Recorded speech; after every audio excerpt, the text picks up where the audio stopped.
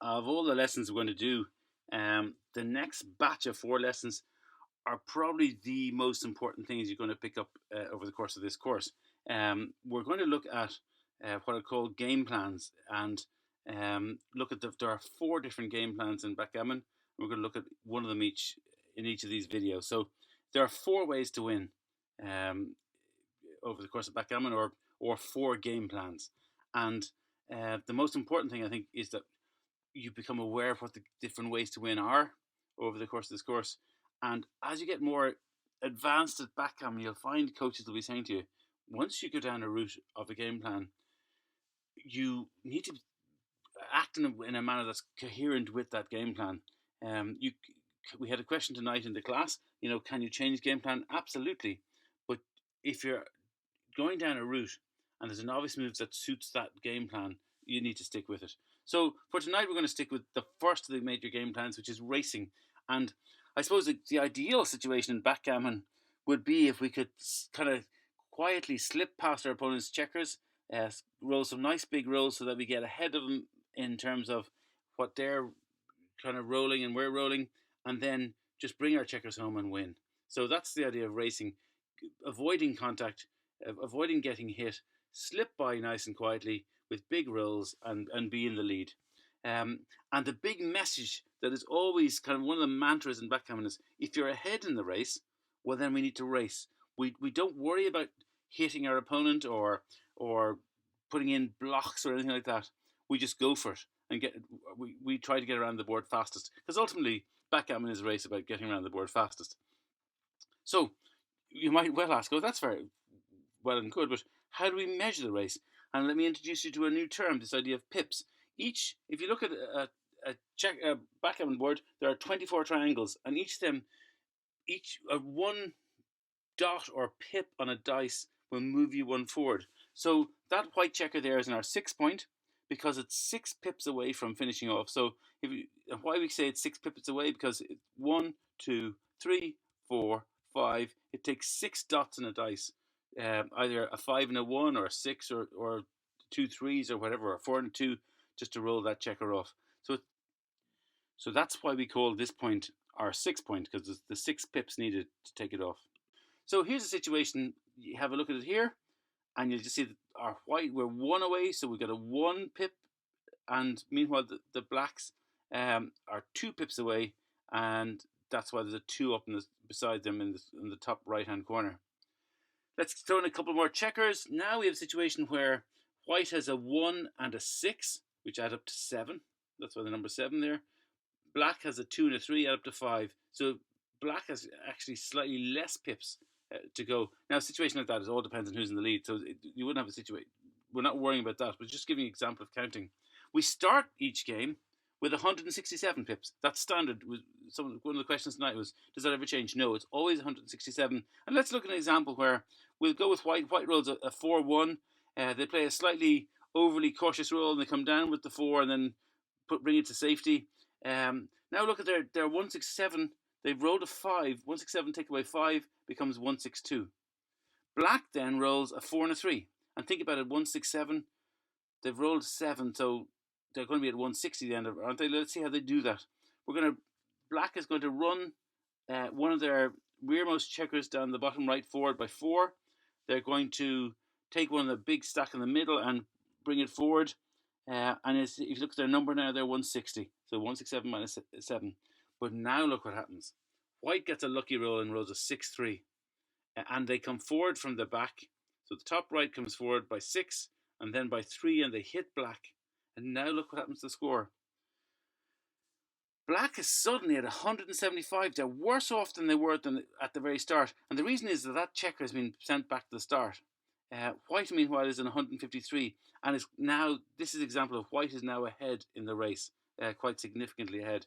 Before they hit, the score was quite close.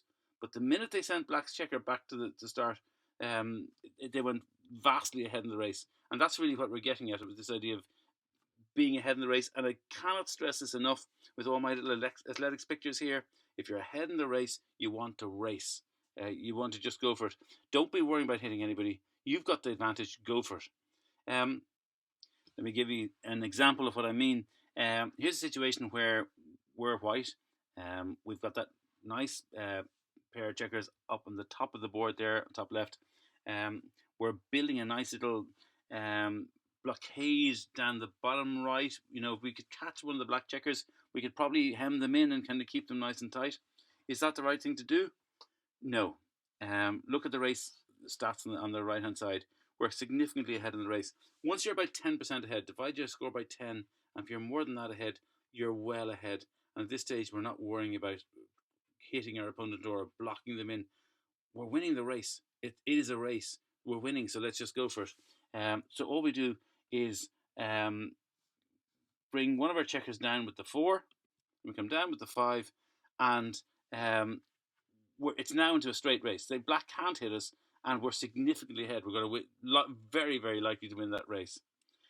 There's a good explanation video of this if you want another one on YouTube. It's by Mark Olson. I've put the link there, but it just dawned on me that you won't be able to access that link. So if you just go onto YouTube and Google Backgammon Racing, and I think his video is called Racing and Pips, or The Race and Pips or something, worth watching. It's only about 4 or 5 minutes, but another very good example. And always with Backgammon, the more different voices you hear having you tell you things, the more it'll... Okay, it's all very well me saying, if you're ahead in the race, race. But a natural question you're going to have is, well, how do we know if we're ahead in the race? And there's a number of little techniques you can use to help you make this judgment. So the first one of these, I'm working from the top down, is if you're playing on an app, the app's going to tell you. So in this situation here, the app I use is XG, and it tells me on the right hand side that my opponent is on 121 points, I'm on 97 points, so it gives me completely the score. It makes it very easy just to count. It's usually very easy online. Sometimes in competitions you aren't allowed to use online counting, but that would be rare. And most of the time when you're playing, it's a really handy little device, so we don't have to worry about counting usually when we're playing online. But when you're playing over the board on a Monday night in Ashford and you don't have the comfort of an app to help you, you could be forgiven for looking at the board thinking, I just don't know who's ahead or not. So a few things there are different techniques you can use to work out who's ahead in the race. The first of these, the green panel there is, well, who's been getting the bigger numbers? If your opponent's been rolling double sixes 2 or 3 times and you've been rolling kind of 2 1s and 3 1s and 4 1s, well, they're going to be ahead because they've just rolled the bigger numbers.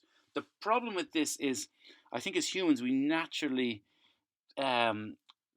remember our opponent's good numbers and forget ours. So we kind of have this thing, our opponents, she's been getting great rolls and I've been getting rubbish.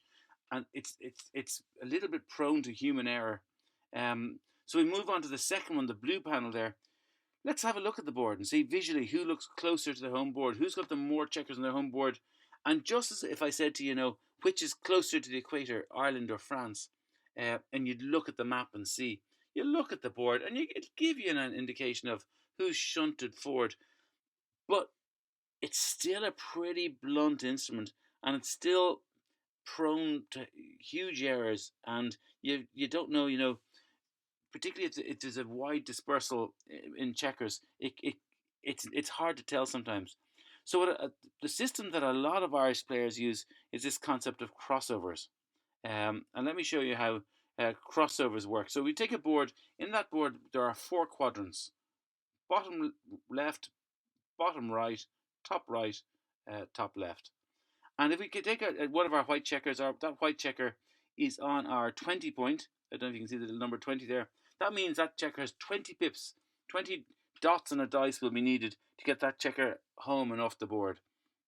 But we also can move that checker into the next quadrant. We're still doing the usual route that I do in these videos, bearing in our home board is our bottom right. So if we need to bring it the whole way around the board, if we move it into the next quadrant, we call that a crossover into the next quadrant. And then we can move it to the next quadrant with another crossover, and we can move into the next quadrant with another crossover. So this checker up here needed 3 crossovers to get into our home board. And it's quite an effective method to get a rough guide of who's in the lead, to see who's got the most crossovers left. And in this, let's take a situation like this. Now we've got 2 checkers needing to cross over, so we got 2 crossovers to get into our home board. Our opponent up the top there has 3, so if we got 2 and our opponent has 3, we're probably slightly ahead. And if you look at the scores, we are slightly ahead. But it's still prone. It's still not very accurate. Because let's look at this situation. Now we've 2 crossovers to get into our home board, and our opponent has 2 crossovers to get into our home board. Does that mean we're tying? No, because we need 6s to get our checkers home into our home board. Our opponent can roll anything in there, any 1s or anything will do. So even with, I think if our opponent had 3 checkers, they'd be ahead. 3 checkers on their 7 points, because they're just so easy. So what I'm saying is crossovers aren't 100% acceptable or accurate. However, let's give this situation where we're playing a match here. We're white. We're looking at the 4 checkers in our outer board there. 4 checkers to cross over. So we've got 4 crossovers. Black, on the other hand, the 2 at the bottom will need 2 crossovers each to get in. So the 2 by 2 is 4. Plus they've 1 on the top to bring in. So they've 5. So we've 4. They've 5. You look at their home board, and if anything, we're slightly better off. So that says to me we're slightly ahead. And sure enough, if you look at the scores, we are. So crossovers are a good rough measure, and for a lot of Irish players, that's as much as they do. A lot of kind of amateur, intermediate players, crossovers will do. It gives them an idea of where they're at, and they'll work. They're content just to be that level of accuracy. But if you really want to get good, and a lot of you, I get the impression, really want to kind of say, no, I want to be the best I can possibly be. Eventually, you're going to have to get to a level where you're counting pips, and you're literally looking at this. So I gave an example of this where you're working. We start with our opponent, Black. They have 5 in the 1 point. 5 1s are 5. They have 4 in the 2 point. 4 2s are 8. And they have 3 in the 6 point. 3 6s are 18. And they literally just tot them up, and they add that up like that, and they get 31 points. We're, on the other hand, we have 1 1 is 1, 3 2s, 6, 2 3s are 6, 4 4s are 16, and 2 6s are 12. And if I've done my maths right, that'll add up to 41. So you literally have to eventually learn methods. There's not just a class, and there's a lecture series on how to learn counting methods. Don't worry about it for now, but as you get better, you're going to find you're doing a lot of that. So I have homework for you, and it's very simple. When you're playing your games of the next week, when you're just be conscious of when you're heading the race to race. And there's one of Wicklow's finest athletes there, just as an example. So we had a very interesting situation in playing tonight after the lesson where Anna was playing Chris. Anna's Black. She'd been holding on there, hoping to get a shot at Chris. Chris had been holding his last checker at his outer board, not trying to give Anna a direct shot. Anna needed an 8 to hit Chris in a row, and heartbreakingly, she rolled a 7. So she didn't want to get too close to Chris, so with the 1, she just moved one of the checkers forward in her home board. But with the 6, she had no choice. She had to move that defensive checker forward up to and nudge up to beside Chris. Simply had no choice. And give Chris a shot at her. And Chris surveyed the situation, and to his kind of excitement, he rolled a 3 and a 2. And if you'd like to pause the video now for a second and just think about how would you play a 3 and a 2 here, and assuming you've now unpaused it, well, it surely it's straightforward. With the 2, we hit. Surely we hit. Hitting's good. We hit, and we can bring our checker in. But the problem with that is now if Anna rolls a 6 or a double 3, she hits them, and the leadership of the game changes right over. So she'd actually have don't worry about why the odds, but the odds are a 1 in 3 chance of hitting him. So let's not give her a 1 in 3 chance. So instead of bringing that checker in, we looked at, well, maybe Chris takes the checker on his 4 point and moves that forward to 3. Now Anna can hit him with a 6-3 or double 3s. There's only, I can tell you, it's a 1 in 12 chance of hitting him. But the way I see it is, if someone's shooting at you and they have a 1 in 12 chance of hitting you, would you prefer that, or for them to have no chance of hitting you? And in Chris's situation, rather than hitting her at all, he just needed to jump over her and bring his checker in, and that brings him to safety. And Anna could roll double 6s and still steal the game, but when Chris moves to that position, we looked it up. He's about an 84% chance of winning. If he hits her and even does the safest option, hitting her, he's only about a 75% chance of winning. So that message here, your homework, if you're heading the race, and for the next week, that's what I want you to focus on.